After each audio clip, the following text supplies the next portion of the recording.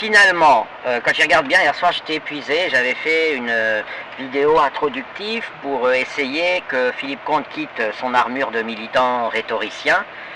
Ça lui aurait été d'autant plus facile que quand j'interviewe des gens, je les laisse parler librement, ils disent ce qu'ils veulent, même quand ils sont hors sujet. Et surtout, je fais pas de vues, donc il n'y a pas d'enjeu. Je suis à 10-15 vues, des familiers, quoi, des gens qui... Voilà. Par ailleurs, comprendre ma TL et comprendre mon enquête sur l'islam, c'est pas quelque chose... voilà, il faut se faire chier, et en plus de ça, ça n'intéresse personne, parce que c'est pas sur Twitter qu'on fait des thèses. Et donc, vraiment, j'étais très en colère contre moi-même, et il y a eu un moment dans le space où Philippe Comte a traité le sujet. Bon, ça a duré 20 secondes, hein. Enfin peut-être pas 20 secondes, mais 2 minutes. Et je me suis dit, tiens, pour qu'il réagisse comme ça, c'est que j'ai dû très mal m'exprimer. Alors, je n'ai pas encore réécouté le rec à ce moment-là, ou qu'il y a quelque chose, il y a, je sais plus comment on dit, il y a un loup à trouver, quoi. Enfin, vous voyez, il y a un truc que j'ai pas compris. Je comprenais pas pourquoi il était hors sujet tout le temps. Je lui dis, est-ce que les gens vivent dans ces pays-là? Il me répond, ils vont à l'école.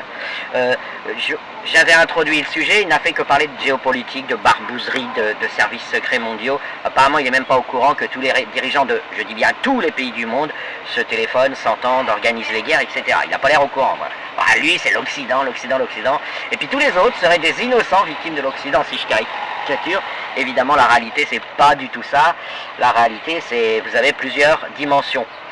Dans la géopolitique, vous avez un axe des abscisses, les peuples, vous avez un axe des ordonnés, les dirigeants, les puissants, les milliardaires, etc. Et vous avez un mur de séparation entre les gens qui dirigent le monde et les peuples moyens, les classes moyennes, les pauvres, etc. Pourquoi? Parce que, en fait, voilà. Sinon tout se serait écroulé depuis longtemps, parce qu'à un moment donné, vous avez besoin de faire venir d'en haut certains organigrammes. Hein. Je rappelle que chaque jour sont consommés 1 milliard de carrés de PQ en France. Et donc si vous voulez avoir du PQ dans vos toilettes, il faut le produire, et ça, en général, vous vous en battez les couilles de où il est produit, etc. Donc voilà, vous avez tout un tas vous avez à la fois des dirigeants pourris, tricheurs, organisateurs de tout un tas de barbouzeries, mais vous avez aussi des intendances imbriquées là-dedans et contraintes par des nécessités. Par exemple, le détroit d'Ormuz a été un enjeu qui a permis à l'organisation terroriste qui retient captive la population perse de s'affirmer, etc. Donc voilà, je voulais absolument pas aborder ces sujets, donc mais j'étais très fatigué, donc je les ai pas interrompus, d'autant qu'il m'a demandé qu'il y ait des gens, donc j'ai fait monter Christophe, qui a quand même des points communs, des partages de concepts et de convictions avec Philippe Comte. Mais bon, mon space a donné, ils ont fait leur propagande géopolitique, avec toujours les dates, les lieux, aller lire tel article, aller lire tel livre, etc. Comme si c'était dans les livres et les articles et les informations alternatives ou officielles qu'on trouvait la vérité. Mais j'ai laissé faire. Voilà, d'abord ça m'a arrangé, hein, quand j'ai vu. Il a démarré, il a fait un très long discours, je ne l'ai pas du tout interrompu, ça pouvait être étonnant, en réalité j'étais très content, ça m'évitait de travailler, j'avais mis l'écran en veille, il était sur le rec, ça laisse des archives intéressantes, surtout que c'est quelqu'un de très cultivé, donc voilà, il n'y a pas de souci avec ça. Mais quand même, il y a eu des trucs qui m'ont étonné, c'est à quel point il avait l'air en toute bonne foi, je dis bien en toute bonne foi. Et j'en avais discuté avant dans des vidéos précédentes en réponse à un ami, enfin un camarade, un allié, Nishma, sur un handicap. Donc un handicap, par exemple un sourd de naissance, vous pourrez faire tout ce que vous voulez, lui expliquer ce que c'est que la musique, il n'aura qu'une connaissance que théorique. Et j'avais expliqué que l'Occident, l'islam, il détruit les récepteurs du féminin et les récepteurs du beau, BEAU, c'est-à-dire de la gloire du beau. Je ne parle pas de l'attirance que suscite le beau, mais de sa gloire. Hein. Totalement. Donc c'est une maladie, c'est un handicap, c'est un fléau de santé publique, ça fait de l'islam la pire catastrophe de l'humanité. D'ailleurs, ça va mettre fin probablement au monde. Hein. Et c'est un cancer, et j'ai fait plein de documentation là-dessus. Mais je répondais à mon ami que l'Occident souffrait beaucoup de l'absence partielle, de la dégradation partielle de ses récepteurs.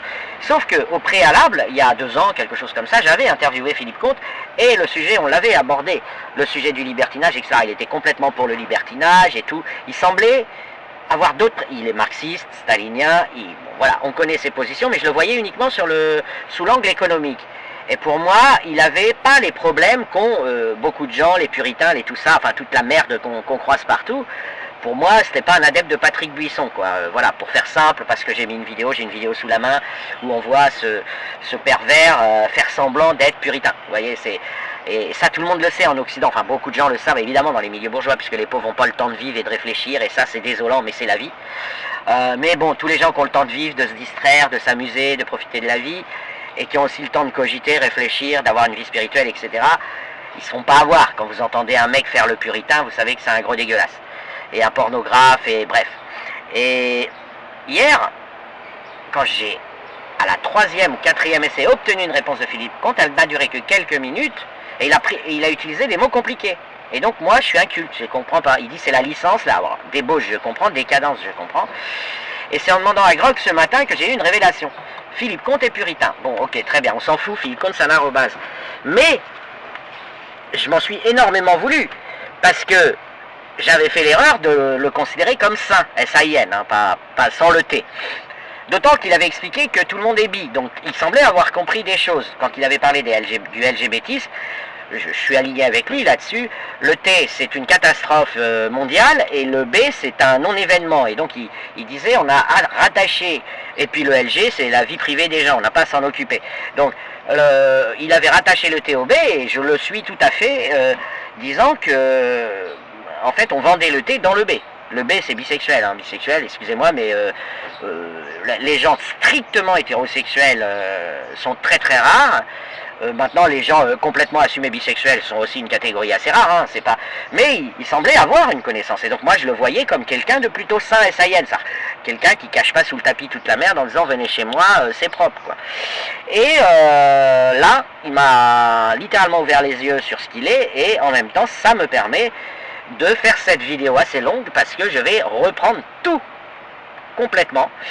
Le mariage, la famille traditionnelle, les traditionnalismes contre des soi-disant débauchés, libertins, qui seraient des gens incitant à la débauche, et donc il a utilisé les mots compliqués, c'est grâce à Grog que j'ai compris, et lui, Philippe Comte, il a même surenchéri en me balançant un auteur, donc c'est bien, avec lui on a les livres. Il y a un auteur qui définit le puritanisme du marxisme, donc on voit que cette maladie et cette escroquerie du puritanisme, elle transcende, elle sort du religieux pour aller pourrir et cancériser des milieux qui a priori se revendiqueraient comme pas du tout favorables aux religieux, aux mafias religieuses, que sont le christianisme et l'islam principalement en Occident, puisque c'est elles qui ont à peu près tout détruit. Et donc je vais revenir sur ça. Tout d'abord, je n'apprends rien à personne, quand on voit un puritain, on sait qu'on a plus ou moins affaire à un pédophile, non forcément pédocriminel. Qu'est-ce que j'entends par là? On sait qu'on a affaire à un homme qui n'aime pas les femmes, qui a de gros problèmes sexuels, qui donc est obligé de se marier et de fonder une famille pour, disons, voilà, essayer un peu d'arrondir tous ses problèmes personnels.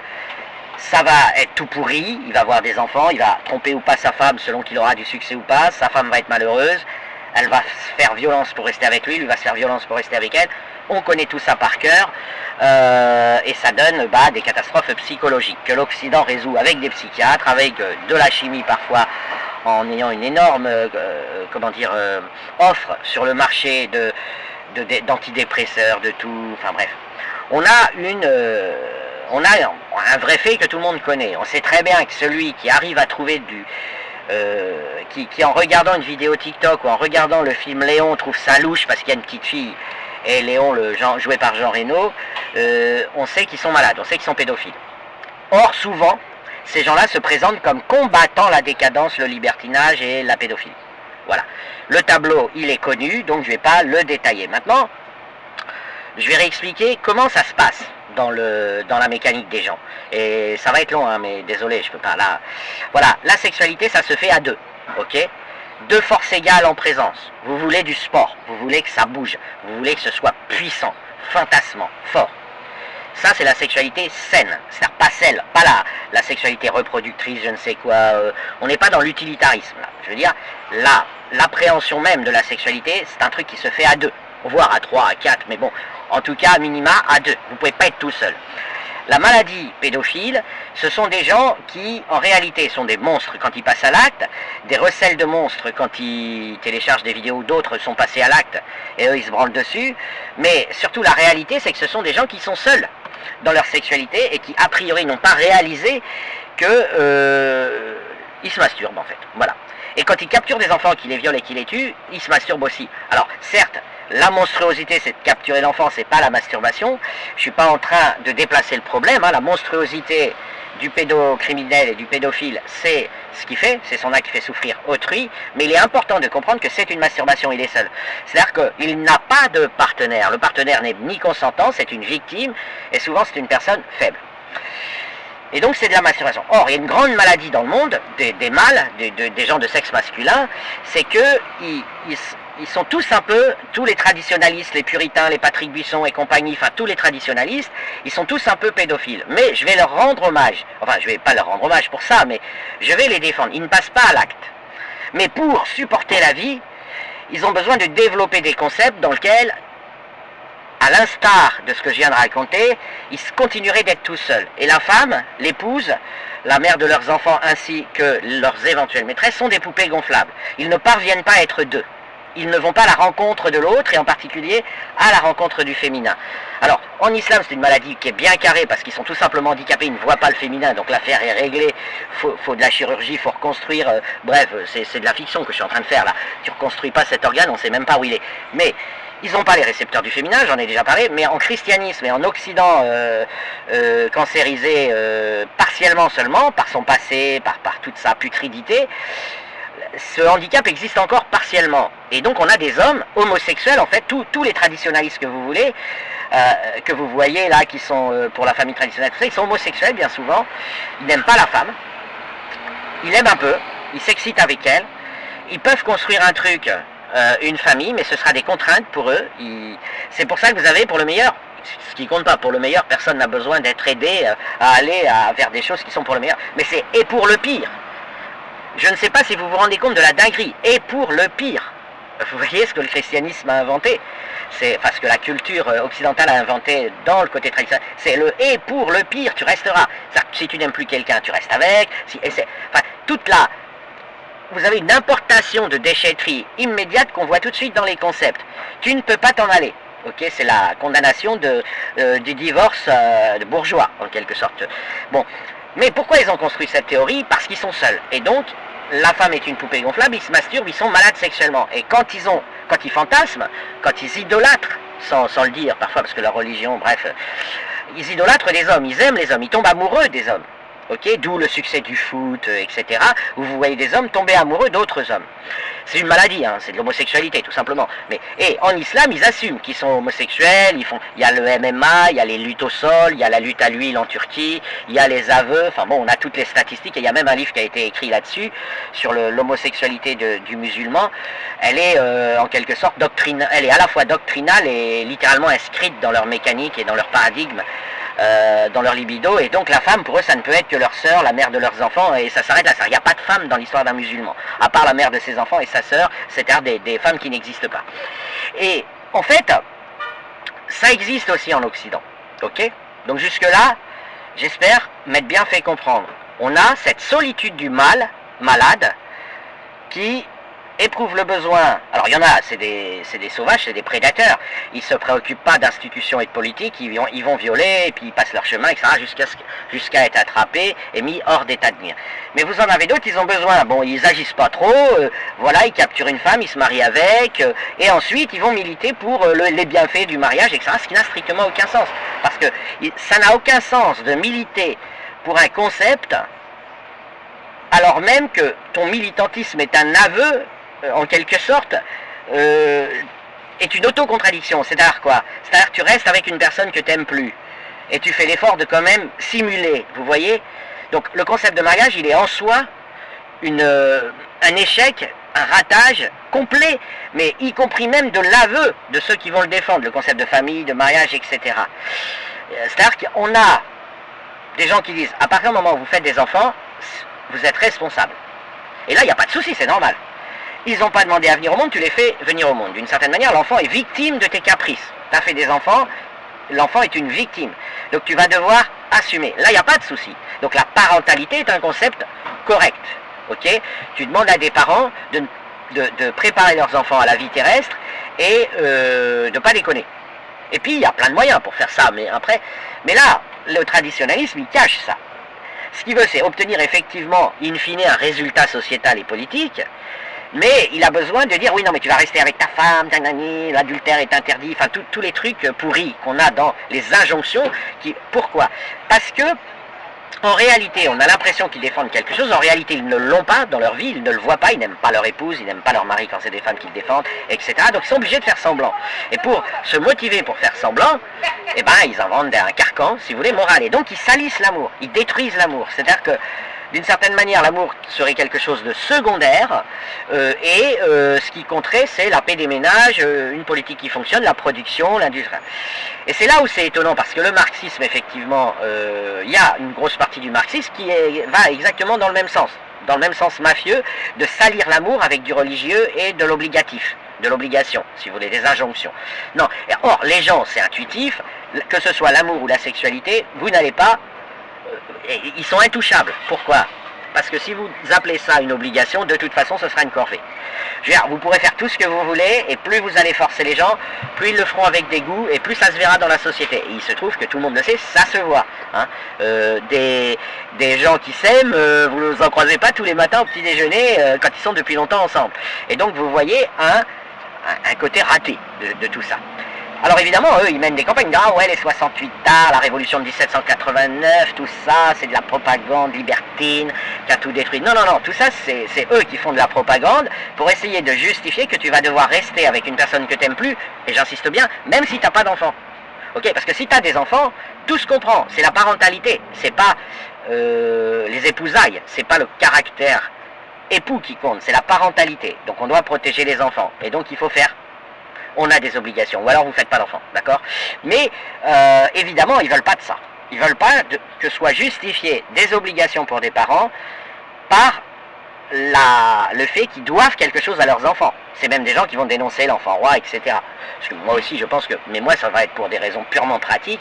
C'est-à-dire, je vais dire, non, attention, vous ne rendez pas service à votre enfant si vous en faites un enfant roi, mais pour autant, je reste parfaitement conscient que l'enfant ne choisit pas de venir au monde, dans un monde pourri, qui plus est, et que donc il n'a pas à payer, théoriquement, le fait que des gens ont décidé, pour souvent sauver leur couple d'ailleurs, avoir des enfants. Ok, parce que sans enfants... Ils se disaient merde, on va faire comment pour continuer de faire semblant de s'aimer, etc. Bon, voilà, ça c'est une chose. Plus la solitude, le fait qu'ils n'aiment pas les femmes, vous voyez l'ampleur du désastre. Alors l'Occident a réussi à nettoyer tout ça en disant c'est vos affaires, c'est le jardin privé. Et aujourd'hui on a des excès en tout genre qui sont les mouvements LGBT, le T de LGBT, l'arnaque, hein, ça fait croire à des adolescents qui peuvent devenir des femmes alors qu'ils sont des hommes. Je vais prendre un exemple. Moi, vous me dites, si d'un coup de baguette magique, tu peux vivre la vie de Rihanna ou de Nathalie Portman pendant 10 ans, j'achète tout de suite. Mais j'ai pas la bêtise de penser que la médecine peut me l'offrir. C'est tout bête. Donc je le fais pas. Je vais pas. Par contre, l'adolescent de 14 ans, lui, il y croit. Donc il a une petite... il se dira quand même, le monde féminin, tout ça, je serais bien une femme, et oh allez c'est bon. Il pense que d'un coup de baguette magique, on va le transformer en femme. Alors on le transforme en trans, ça se passe très mal, il a un cancer à 35 ans, ça dérègle tout, enfin c'est un véritable... c'est un scandale, c'est un crime. Hein. C'est un crime, non pas le vouloir passer d'homme à femme, c'est pas un crime, ça on s'en fout, mais je veux dire la propagande mensongère, la publicité mensongère, faite à l'idée que ce serait possible ou facile. Non, pas du tout. Si vous pouvez vous transformer en femme, ça se saurait, et en l'occurrence, vous ne devenez jamais une femme si vous êtes un homme, vous ne devenez jamais un homme si vous êtes une femme, et puis c'est tout, et puis c'est la vie, et puis alors après, je vais pas faire de la politique, mais en tout cas, ce que j'aime pas, c'est qu'on fait croire l'inverse aux ados. Et il y a des ados qui veulent devenir des femmes, et il y a des ados qui veulent devenir des hommes quand ils sont des femmes, non pas parce qu'ils sont informés correctement, mais parce qu'ils ont été abusés. C'est-à-dire on leur fait croire que en fait tout va bien se passer. Mais je vous dis, n'importe qui signe. Moi je vous prends Gérard Dupont, hétéro, cis, tout ce que vous voulez, tout banal. Je le récupère, il est sur un chantier, il en a marre, il bosse 50 heures par semaine. Je lui dis, ça te dirait d'un coup de baguette magique, tu vas subitement devenir Nathalie Portman et pendant 20 ans tu vas vivre sa vie. Mais le mec il signe tout de suite. Et là c'est pas un thé, vous voyez, c'est pas un thé, c'est juste, on est plus heureux quand on est un Nathalie Portman que quand on est Gustave Dupont sur un chantier. C'est tout con. Ok, et en plus, il y en a qui veulent, il y en a plein, ça les intéresserait d'avoir un clitoris, vous voyez, parce que ça a l'air, ils ont compris que ça avait l'air un petit peu magique d'avoir un clitoris. Enfin bref, et puis il y en a qui ont envie de devenir des femmes pour être des lesbiennes. Bon bref, il y a tout un tas de fantasmagories dans l'air, et donc moi je ne suis pas du tout favorable à cette arnaque du thé, ok. Je suis comme Philippe Comte là-dessus. Mais du coup j'ai oublié ce que je disais avant. Bon, c'est pas malin, je me suis tellement parti. Mais voilà, c'est excessif. Mais par contre l'Occident, il était sur une voie de démasquer la perversité, la pornographie des religions et le caractère pédophile des puritains. Et je vais redire, il y a une troisième voie de pédophilie pour le puritain, et d'ailleurs, de toute façon, statistiquement, c'est sans appel. À chaque fois que vous attrapez un pédocriminel, et qui est pédophile, parce que vous avez des pédocriminels qui ne sont pas pédophiles, c'est encore compliqué ça, c'est du business, bon, mais enfin en général, ils sont pas dans l'action, ils sont aux commandes, vous voyez, ils montent des réseaux pédocriminels pour se faire du pognon. Ils vendent à des pédophiles de la pédocriminalité. Mais les pédophiles que vous attrapez, c'est toujours des religieux, c'est toujours des puritains. Statistiquement, c'est sans appel, n'importe qui peut le sait. Donc la question c'est d'où ça vient? Ça vient tout simplement qu'en plus, ils ont un déréglage sexuel qui leur fait confondre, enfin qui les amène à être attirés par la sexualité qu'ils considèrent comme une pureté. Ok, c'est le fameux je cherche une vierge. Ok, la virginité vous la trouvez plus souvent chez les enfants, et voilà. Et donc quand vous êtes dans ce circuit de ne pas accepter que la sexualité c'est entre adultes expérimentés, parce qu'il faut être deux, et que vous préférez l'innocence et la pureté, donc vous cherchez des vierges, vous cherchez des enfants, vous êtes pédophile, fin de l'histoire, c'est pas compliqué à comprendre. Et donc ça génère des tendances statistiques tout à fait comprises et connues, d'où les scandales éternels d'inceste, de pédophilie dans les mondes religieux, dans les familles religieuses, dans les institutions religieuses. Alors l'islam de son côté, lui, il a carrément dit c'est halal, verset 65.4, la consommation sexuelle d'enfants est quelque chose de tout à fait autorisé par Allah, il n'y a pas à y toucher, et c'est une véritable catastrophe. L'islam capture et viole, et donc détruit la vie de 14 millions de fillettes chaque année. Je rappelle que l'ayatollah Khomeini, ou Khomeini, je ne sais pas comment on dit, a validé dans son livre vert, à la page 229, le caractère autorisé de la consommation sexuelle de nourrissons. Il dit c'est autorisé par le Coran, verset 65.4, et il a écrit un livre qui a valeur de constitution pour l'Iran, qui a séquestré le peuple perse, et il dit consommer des nourrissons est halal. Est tout à fait légal, et son successeur Khamenei a autorisé. Donc l'islam il est carré là-dessus, il dit pédocriminalité autorisée, open bar, voilà. Donc l'islam c'est un crime contre l'humanité et un pédocrime contre l'humanité, ça ne pose pas de souci, et l'UNICEF a très bien compris. Mais même en Occident vous avez ce problème. Et maintenant je vais terminer, et puis si j'ai pas le temps parce que mon appliquette me limite, je ferai une deuxième partie et puis je les collerai. Pourquoi? Alors j'ai déjà expliqué, donc je ne reviens pas, pourquoi le monde juif est immunisé, n'a pas ces problèmes-là. Je veux dire de manière systémique. Parce que c'est une condamnation qui a été inventée, la condamnation du beau, BEAU, et du féminin et du beau, BEAU, qui ont été présentés par les mafias chrétiennes et islamiques comme des outils de séduction qu'utiliserait Satan pour vous détourner de Dieu. Alors évidemment, derrière, il y a des intérêts. Et ce que j'ai découvert, et merci à Philippe Comte pour ça, c'est que même le marxisme s'est engouffré dans cette arnaque, dans cette idée mafieuse. Apparemment, il y a plein de gens qui louchent, putain, le christianisme et l'islam, ils ont réussi un gros coup, on va faire pareil. C'est que pour obtenir, une obéissance et une soumission des gens, vous leur dites, attention, le beau, c'est-à-dire la vie des bourgeois, ce à quoi aspirent les bourgeois, etc., des bourgeoises, etc. Le beau, c'est du satanisme.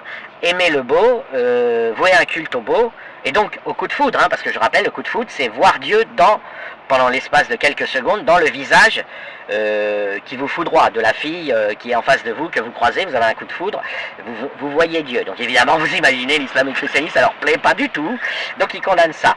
Alors que la judéité, c'était pas son problème, elle avait accepté le féminin, elle reformule, bien sûr, elle va pas dire on voit Dieu, mais elle s'en fout, elle est née il y a 4000 ans, elle n'est pas née il y a 2000 ans, et il y a 2000 ans, les mafieux avaient progressé, donc ils ont dit, ah ouais, non mais tomber amoureux, c'est voir Dieu dans l'autre, donc va y avoir un problème là. Donc bien évidemment, ils ont condamné le beau. Alors c'est des processus lents, il faut faire des statistiques pour s'apercevoir comment ça fonctionne, mais donc c'est ce que je dis souvent, une bonne famille catho, c'est un mec moche avec une femme moche, des enfants moches qu'ils envoient au scoutisme et qu'ils obligent à se marier avec un mec, si possible, le plus moche possible, ok, parce que la beauté est intérieure, c'est la beauté du cœur. Bon, je vais faire une deuxième partie, je mets déjà ça en ligne, mais je suis loin d'avoir tout dit, je vais essayer de bien faire comprendre comment tout ça s'agence.